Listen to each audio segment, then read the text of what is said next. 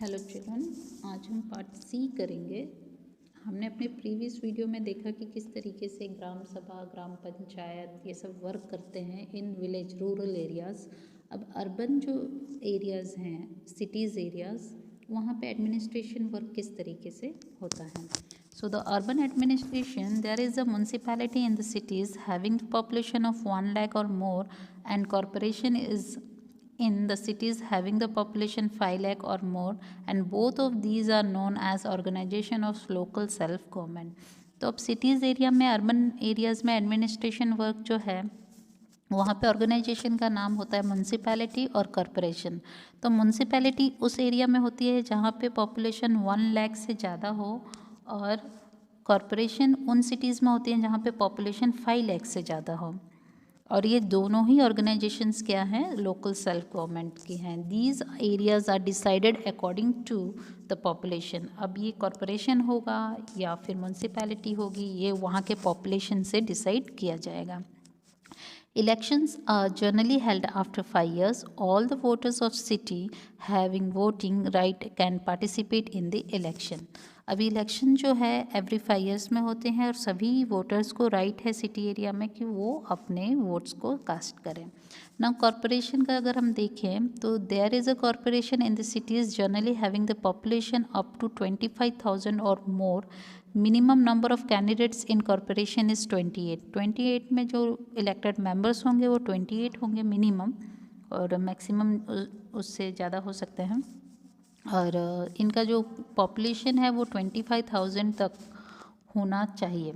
Formation इसका कैसे होते हैं, area of municipality are divided into various wards on the basis of population. Areas of municipality are divided in, ये जो municipality का एरिया है वो डिवाइड कर दिया जाता है according to the population. 1 ward consist of 4 member. ये डिफरेंट 4 वार्ड्स में डिवाइड हो जाते हैं, हम वेरियस वार्ड्स में डिवाइड हो जाते हैं, और हर एक वार्ड में एटलीस्ट 4 मेंबर्स होते हैं। 50% out of them are reserve for women members, और जो सीट्स हैं वो रिजर्व कर दी जाती हैं वुमेन मेंबर के लिए 50%। President and vice president are selected from the elected members. अब प्रेसिडेंट और वाइस प्रेसिडेंट जो हैं वो उनमें से ही चुने जाते हैं। The president is the head of the elected members. अब जो प्रेसिडेंट होंगे वो सभी मेंबर्स के हेड होंगे। His her tenure is of 2.5 years. अब उनका जो ड्यूरेशन है, टेन्योर जो है वो 2.5 ईयर्स का होता है। He is the chairman of the corporation, और वो चेयरमैन होते हैं कॉरपोरेशन के। अब एडमिनिस्ट्रेशन वर्क देखिए। Various committees are formed from elected members: Executive Committee, Finance Committee, Health and Hygiene Committee, Construction Committees, etc. are constituted as per the requirement. The head of the municipality is considered as the chief officer and he is the appointed by the state government. अब municipality के जो head होते हैं वो chief officer होते हैं, और वो किनके द्वारा अपॉइंट किए जाते हैं, स्टेट गवर्नमेंट के थ्रू। और ये एडमिनिस्ट्रेशन वर्क करने के लिए इनके मेंबर्स की कमेटी बना दी जाती है डिफरेंट सेक्टर्स की, जैसे कि है फाइनेंस कमेटी है हर एक डिपार्टमेंट का, ताकि जो एडमिनिस्ट्रेशन वर्क है वो इजीली रन हो सके। अब जो इनका फंक्शन है, फंक्शंस मीन्स कि ये किस तरीके के काम देखते हैं वो अब हम देखेंगे कि इनका जो वर्क है वो क्या होता है।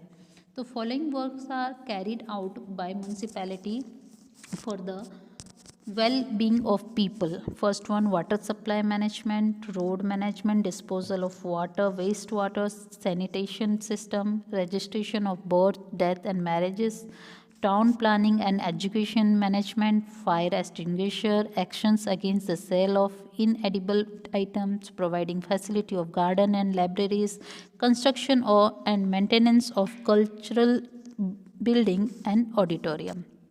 तो वाटर सप्लाई पे ये लोग वर्क करते हैं कि हर एक घर को, हर एक एरियाज़ को अच्छी तरीके से पानी मिल रहा हो। रोड मैनेजमेंट देखते हैं, और जो गंदा पानी है उसका डिस्पोजल देखते हैं। सैनिटेशन यानी जो साफ क्लीनलीनेस है उस सोसाइटी का वो देखते हैं।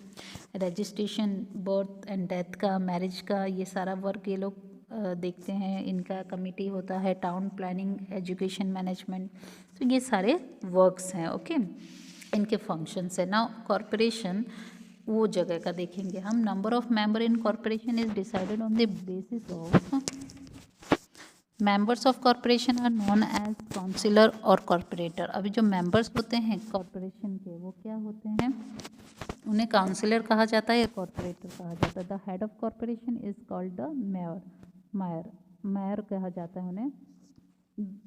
There are 8 corporation in Gujarat में टोटल कितने कॉरपोरेशन हैं, 8 कॉरपोरेशंस हैं। Composition, the municipality is divided into different wards. जो म्यूनसिपैलिटी है डिफरेंट वार्ड्स में डिवाइड कर दी जाती है। A ward is the area having population up to 75,000। अब जहाँ पे 75,000 की पॉपुलेशन होगी वहाँ पे वो वार्ड दिया जाएगा। There are 4 members in each ward, out of them 50% are reserved for female members. All voters in the city can vote in poll and elect their own local corporator. जितने भी voters हैं cities के वो vote कर सकते हैं as a poll और elected members के थ्रू। Members elected from different wards elect the mayor through majority. अब जो मेजॉरिटी होगी उस पर बेसिस पे डिसाइड किया जाएगा कि मेयर कौन बनेगा। Mayor holds his her post for 2.5 year.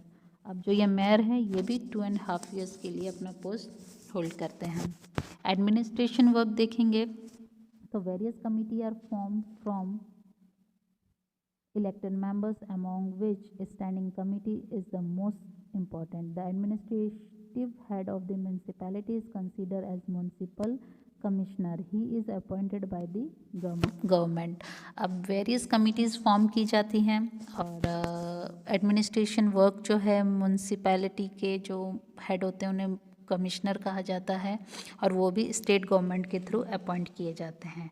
अब इनका जो फंक्शन है हमें वो देखना है कि ये किस तरीके से काम करते हैं। There is more population in city so the work has to be done with more responsibility for the development and well being of citizens. तो पॉपुलेशन आपको पता ही है सिटी एरिया में बहुत ज़्यादा डे बाई डे इंक्रीज़ होती जा रही है, इसलिए रेस्पॉन्सिबिलिटी भी ज़्यादा है ताकि लोगों का डेवलपमेंट अच्छे तरीके से हो सके, उनका वेलफेयर हो सके। Maintenance of public hygiene and sanitation, provision and distribution of pure drinking water, drainage system, cleanliness and disposal of garbage, construction and maintenance of road, arrangement of street lights, arrangement of primary school, construction of libraries, playgrounds and garden, control adulteration in the edible items, registration of birth, death and marriages. Okay तो ये सारे इनके भी work हैं कि maintain करना है, hygiene को देखना है, ड्रिंकिंग वाटर का सप्लाई देखना है, जो स्वेच है, जो क्लीनलीनेस है वो देखना है, डिस्पोजल ऑफ गार्बेज जो कचरा किस तरीके से डिस्पोज करना है, मेंटेनेंस जो है कंस्ट्रक्शन रोड का है मेंटेनेंस, स्ट्रीट लाइट का मेंटेनेंस, प्राइमरी स्कूल का मेंटेनेंस, लाइब्रेरीज, प्लेग्राउंड्स, गार्डन्स का मेंटेनेंस, ये सारा वर्क इनको देखना, रिकॉर्ड रखना है बर्थ, डेथ एंड मैरिज का। तो ये सारे वर्क हो गए कॉरपोरेशन के। अब देखेंगे हम कलेक्टर जो हैं उनका क्या वर्क है कलेक्टर्स का। Collector is an administrative head of the district. District के वो हेड होते हैं collector. Beside being collector he she work as a district magistrate and district election officer. और उसके अलावा डिस्ट्रिक्ट मजिस्ट्रेट और डिस्ट्रिक्ट इलेक्शन ऑफिसर भी होते हैं। Candidates are selected through UPSC Union public service commission और थ्रू प्रमोशन। तो ये मेंबर्स किसके थ्रू अपॉइंट किए जाते हैं, यूपीएससी एग्ज़ाम के through. State government appoint him her और स्टेट गवर्नमेंट उन्हें अपॉइंट करती है। He she maintain the administrative system in the district. जो भी अपॉइंट किए जाते हैं वो डिस्ट्रिक्ट का एडमिनिस्ट्रेटिव सिस्टम देखते हैं। It is collector's duty to ensure that there is no shortage of essential commodities in the district.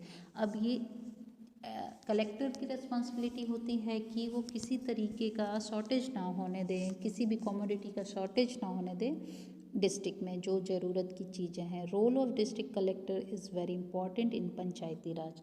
अब पंचायती राज में जो कलेक्टर का जो रोल है वो बहुत ही इम्पॉर्टेंट है। Coordinate and manage the work of all department at the district level. Collector is the secretary of district planning committee which is responsible for the development of entire district। अभी पूरे district का जो development है वो किसके हाथ में रहता है, एक कलेक्टर के हाथ में। एक प्रॉपर कलेक्टर हो तो डिस्ट्रिक्ट का डेवलपमेंट निश्चित ही रूप से बहुत अच्छा होता है। और ये मैनेज करते हैं डिस्ट्रिक्ट लेवल के जो वर्क्स हैं। It determines the number of members of gram panchayat में कितने मेंबर्स होंगे वो कलेक्टर डिसाइड करते हैं। Allot the reserve seats in the gram panchayat में जो सीट्स हैं वो रिजर्व करते हैं। It determine to reserve the position of sarpanch for the scheduled caste, scheduled tribes, social and educationally backward classes and women। तो position sarpanch की वो क्या करते हैं, रिजर्व करते हैं, जो शेड्यूल किसके लिए, शेड्यूल कास्ट के लिए, शेड्यूल ट्राइब के लिए, इकोनॉमिकली बैकवर्ड क्लासेस के लिए, एजुकेशनली बैकवर्ड क्लास के लिए, सोशली बैकवर्ड क्लास के लिए, वुमेन्स के लिए। Okay, now mamlatdar. अब मामलादार क्या है, जिस तरीके से कलेक्टर का वर्क डिस्ट्रिक्ट लेवल पे है उसी तरीके से मामलादार हम देखेंगे। Mamlatdar is an administrative head of taluka level. अब तालुका लेवल पे ये हेड होते हैं। हर selection is done through the examination और promotion conducted by the state public service commission GPSC। अब ये जो GPSC के थ्रू ये अपॉइंट किए जाते हैं वो नेशन के Union public service Commission appoint करती है कलेक्टर को, और ये Gujarat public service Commission appoint करती है। ठीक है, गुजरात में अदर स्टेट में उनकी स्टेट गवर्नमेंट अपॉइंट करती है। GPSC का फुल फॉर्म होता है गुजरात पब्लिक सर्विस कमीशन और UPSC का union public service commission. Okay, तो mamlatdar is a revenue head of taluka which is made up of average group of 50 villages और मोर। तो जो मामलादार हैं ये रेवेन्यू हेड होते हैं और ये किन से बनाए जाते हैं, 50 विलेजेस को और उनसे ज़्यादा। As an executive magistrate he is directly responsible to the collector for the maintenance of law and order. अब लॉ एंड ऑर्डर को बनाए रखने के लिए मामलादार रिस्पॉन्सिबल होते हैं कि उस तालुका में शांति बनी रहे और सही तरीके से कामकाज हो। Prepares voters list for the election of local self government, conducts election, provides various type of certificates, manage and control midday meal relief operation at the time of natural disasters। तो मिड डे मील जो provide किया जाता है school में वो manage करते हैं। Relief operations की जब ज़रूरत होती है नेचुरल डिजास्टर्स के टाइम वो मैनेज करते हैं। कई सर्टिफिकेट्स इशू करते हैं, इलेक्शन कंडक्ट करते हैं। ठीक है, तो ये सभी काम होते हैं किनके, मामलादार के। अब लोक अदालत के बारे में हम देखेंगे कि लोक अदालत क्या है। हमने कैसे देखे थे, जैसे डिस्ट्रिक्ट कोर्ट होते हैं, ठीक है, हाई कोर्ट हैं, तालुका कोर्ट हैं। अब हम देखेंगे लोक Adalat. Lok Adalat have been established with a view to imparting justice to the poor. Lok Adalat किसके लिए है, जस्टिस देने के लिए, उन लोगों को न्याय देने के लिए जो फाइनेंशियली वीक है। ठीक है, इकोनॉमिकली जो बैकवर्ड है, socially backward people, victims of natural disasters, people having low income etcetera, so that they are not deprive from justice. अब ये लोग जो सोशली बैकवर्ड हैं, इकोनॉमिकली बैकवर्ड है, या किसी डिजास्टर में उनके साथ कुछ भी गलत हो गया है तो वो लोग न्याय के लिए खड़े नहीं हो पाते क्योंकि उतने वो एबल नहीं होते, तब लोक अदालत उन्हें हेल्प करती है। When both the parties agree they are called to Lok Adalat. Lok Adalat are the best option to solve dispute. Lok Adalat एक बेस्ट ऑप्शन है डिस्प्यूट को, झगड़ों को सॉल्व करने का।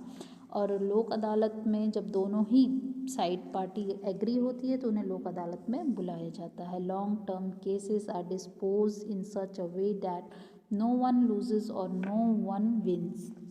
लॉन्ग टर्म का जो केसेस है वो डिस्पोज किया जाता है ताकि ना किसी की जीत हो कि ना किसी की हार, एक सही जजमेंट मिले। No expense in there to file a case in it. Lok Adalat में केस फाइल करने के लिए किसी तरीके का कोई खर्च नहीं होता। long pending cases in court affairs are resolved and settled satisfactorily। और ये जो है लॉन्ग टर्म जो केसेस पेंडिंग हैं उनको सॉल्व करती हैं और लोग सेटिस्फाइड भी होते हैं। Lok Adalat frees the parties and witness from the difficulties of frequent visit to courts. When settlement and agreement does not become possible, then Lok Adalat take up the cases in hand and decide the judgment that is acceptable to all the parties. When settlement an agreement does not become possible, जब possible ना हो settlement करना दोनों ही parties के बीच में, तब लोक अदालत एक बहुत ही अच्छा रोल प्ले करती है दोनों ही पार्टीज़ की ओर से। द ऑर्डर टू लोक अदालत इज़ द फाइनल ऑर्डर, और जो फाइनल ऑर्डर होगा लोक अदालत का, लोक अदालत brings the end of dispute, किसी भी झगड़े का एंड करवाती है लोक अदालत। Both the parties gate justice and dispute is resolve, दोनों ही पार्टी को जजमेंट मिलता है, प्रॉपर जस्टिस मिलता है और झगड़े का अंत हो जाता है। Money and time is save. A permanent Lok Adalat has been establish in the district of the state Gujarat. Permanent जो लोक अदालत है वो डिस्ट्रिक्ट में इस्टेब्लिश की जाती है, जैसे कि Gujarat bar association, Gujarat high court Ahmedabad. There is no fee to file a case in the Lok Adalat और टू टेक एनी एक्शन। लोक अदालत में केस फाइल करने के लिए किसी प्रकार के कोई पैसे या फ़ी भरने की ज़रूरत नहीं है। गुजरात बार एसोसिएशन जो है, गुजरात हाई कोर्ट जो है वो कहाँ पर है? अहमदाबाद में, जैसे कि मैंने आपको पहले भी बताया। तो डियर, यहाँ पे हमारे चैप्टर कंप्लीट होता है। आई होप कि आप लोग बहुत ही अच्छे तरीके से चैप्टर समझे होंगे। जो लोकल सेल्फ ऑर्गेनाइजेशंस हैं, जो गवर्नमेंट के ऑर्गेनाइजेशंस हैं, उनके बारे में आपने जाना होगा कि अर्बन एरियाज़ में कौन से ऑर्गेनाइजेशंस होते हैं, सिटी विलेज एरियाज़ में, रूरल एरियाज़ में कौन से ऑर्गेनाइजेशंस हैं। ओके, सो नेक्स्ट वीडियो में हम अपने चैप्टर के क्वेश्चन आंसर्स करेंगे, जैसे कि हम सेक्शन वाइज करते हैं। और आज की वीडियो में हम यहीं तक देखेंगे। Thank you.